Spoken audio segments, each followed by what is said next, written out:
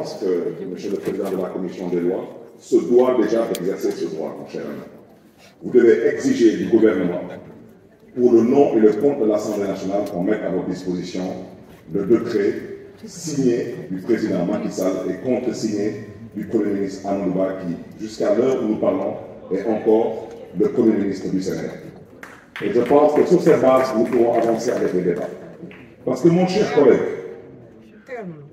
si vous regardez votre texte, l'article 2 de votre proposition de loi déroge à l'interdiction absolue de réviser la durée du mandat.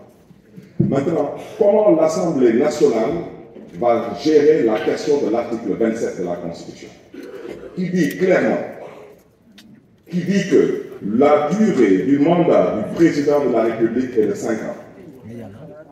Nul ne peut exercer plus de 2 mandats consécutifs. Le 2 avril 2024, qu'est-ce que nous allons faire? Il faut qu'on se pose la question. C'est la raison pour laquelle je considère, chers collègues, nous sommes tous des politiques, mais nous devons nous dire des vérités. Nous sommes tous issus de partis politiques. La majorité des partis politiques ici présents à l'Assemblée nationale ont répondu présent à l'appel au dialogue du président Macky Sall. Nous avons discuté. On ne s'est pas entendu sur tous les points. Mais sur les points sur lesquels on s'est entendu, qu'est-ce qu'on va faire de tout cela? Votez pour ou votez contre. Je suis désolé. Le 23 juin, c'était une histoire de l'Assemblée nationale. Pour certains politiques, la suite, on la connaît. Le peuple souverain aura toujours son mot à dire.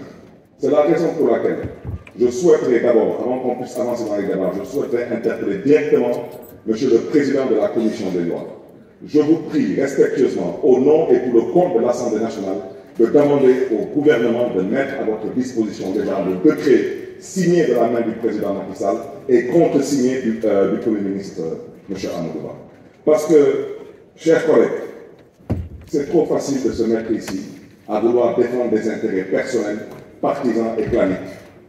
Mais n'oubliez pas une chose, si nous allons, nous, particulièrement au niveau de Taxawu Sénégal, accepter d'aller au dialogue national, c'était pour éviter au Sénégal le chaos, pour permettre au président Macky Sall de sortir par la grande porte et la porte honorable.